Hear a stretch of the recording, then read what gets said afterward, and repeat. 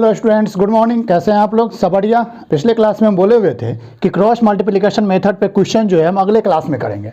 तो ये हमारे सामने एक प्रॉब्लम है, ठीक है, जो बिल्कुल पेयर ऑफ लीनियर इक्वेशन दे रखा है, उसको हमको क्या करना है, क्रॉस मल्टीप्लिकेशन मेथड पे इसको सॉल्व करना है, यानी इसका सोल्यूशन निकालना है, एक्स और वाई का वैल्यू निकालना है।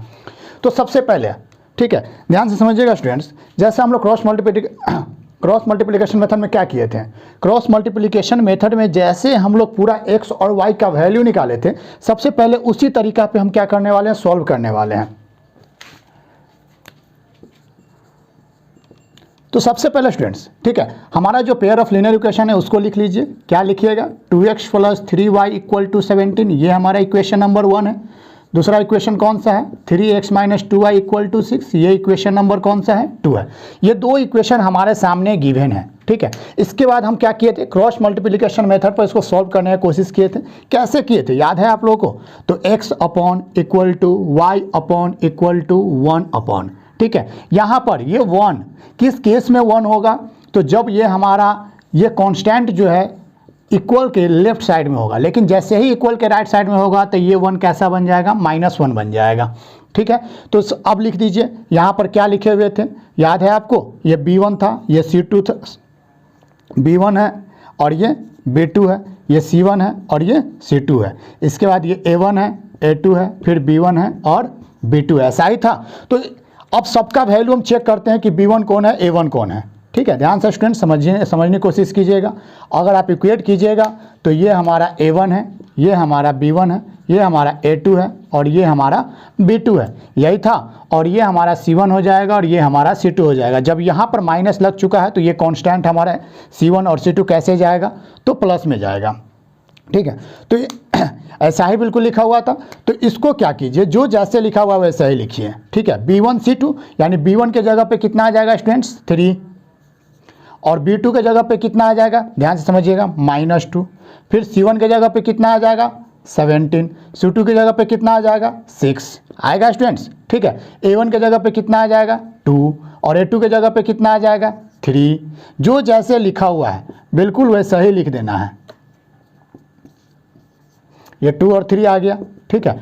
अब -1 अपॉन, ठीक है, इसके बाद क्या आएगा, तो ये हमारा हो गया A1 A2 और B1 B2, फिर से वही आ जाएगा 3 और -2, ठीक है। अब इसका इससे क्रॉस मल्टीप्लाई, इसका इससे क्रॉस मल्टीप्लाई, इसका इससे क्रॉस मल्टीप्लाई, इसका इससे क्रॉस मल्टीप्लाई कर दीजिए, ठीक है। जब इसको सॉल्व कीजिएगा स्टूडेंट्स तो ये आ जाएगा x/3 × 6 कितना हो जाएगा, 18, माइनस ऑफ कितना आ जाएगा, 17 2 जा 34, यानी -34 इक्वल टू y/, ठीक है, कितना आएगा, 17 3 जा 51 -3 6 2 जा 12, यही आ जाएगा। -1/2 2 जा -4, ठीक है, 3 3 जा -9। ये हमारा आ गया पूरा के पूरा इक्वेशन। इसको सॉल्व कीजिए, x/ कितना आ जाएगा, 18 + 34, ये आ जाएगा y/51 में से 12 गया 39 इक्वल टू -1/ कितना आ जाएगा, -13, यही आ जाएगा स्टूडेंट्स, ठीक है। तो कितना आ गया, x/52 equal to y/39 equal to 1/13, ये वो दोनों कट गया। तो अब सबका x और y का क्या कीजिए, वैल्यू निकाल दीजिए। जब x और y का वैल्यू यहाँ से निकालिएगा तो आपके पास क्या आ जाएगा, x/52 इक्वल टू 1/13, तो आ जाएगा x = 52/13, यानी काट करके कितना आ जाएगा, 4, यानी x का वैल्यू 4 आ गया। और इसी तरीक़ा से जब y का वैल्यू निकालिएगा, y/39 इक्वल टू 1/13, तो y का वैल्यू आ जाएगा 39/13। जब ये 39 इस तरफ जाएगा यानी 3 जा, यानी ये y का वैल्यू कितना आ गया स्टूडेंट्स, 3 आ गया। तो इस प्रकार से हम क्या कर सकते हैं, जो मेथड से हम क्रॉस मल्टीप्लिकेशन का फॉर्मूला निकालने की कोशिश किए थे, उसी फार्मूला से इस क्वेश्चन को हम क्या किए हैं, सॉल्व किए हैं। लेकिन हम एक काम करते हैं, डायरेक्टली क्या करते हैं, ये जो हमारा प्रॉब्लम था, ठीक है, इस प्रॉब्लम को डायरेक्टली सॉल्व करते हैं, ठीक है। जो हमारा क्वेश्चन था ना, उसको फार्मूला के हिसाब से डायरेक्टली सॉल्व करते हैं। तो अब स्टूडेंट्स, ये हमारा इक्वेशन था, ठीक है, यही इक्वेशन था। अब यहाँ से हम सारा चीज़ लिख लेते हैं। अगर हम A1 पूछे कितना है तो 2 है, A2 कितना है स्टूडेंट्स, तो 3 है। इसके बाद C1 कितना है, तो -17 है, क्योंकि ये इस तरफ चला आएगा, ठीक है। अब A2 पूछेंगे कितना है, 3 है, फिर ये B1 हो जाएगा स्टूडेंट, सॉरी, ठीक है। इसके बाद B2 पूछेंगे कितना है, तो -2। इसके बाद C2 पूछेंगे कितना है, तो -6। ये हमारा है, ठीक है, यही हमारा है। तो इसके बाद हम फार्मूला पे चलते हैं स्टूडेंट्स, ठीक है। फार्मूला कह रहा था x का फार्मूला क्या आया था, याद है आपको? x का फार्मूला आया था b1c2 minus b2c1 upon a1b2 minus a2b1, यही आता है। इस पर पुट करके चेक करते हैं, ठीक है। जो जैसे बोल रहा है वैसे ही पुट कर दीजिए। b1 का वैल्यू कितना है, यानी 3, c2 का वैल्यू कितना है, तो -6, ठीक है। माइनस ऑफ b2 का वैल्यू कितना है, -2, ठीक है। c1 का वैल्यू कितना है, -17 अपॉन a1 का वैल्यू कितना है स्टूडेंट्स, 2, b2 का वैल्यू कितना है, -2, माइनस a2 का वैल्यू कितना है स्टूडेंट्स, 3, और b1 का वैल्यू कितना है, 3। इसको सॉल्व कीजिए, ठीक है। ये 3 6 जा कितना बनेगा, -18, और ये कितना बनेगा, माइनस माइनस प्लस 17 2 जा 34, यानी -34 -18 कितना बन जाएगा, -52 अपॉन कितना बनेगा, इन दोनों को सॉल्व कीजिए, -4 और -9, यानी कितना बन जाएगा, -4 -9 -13।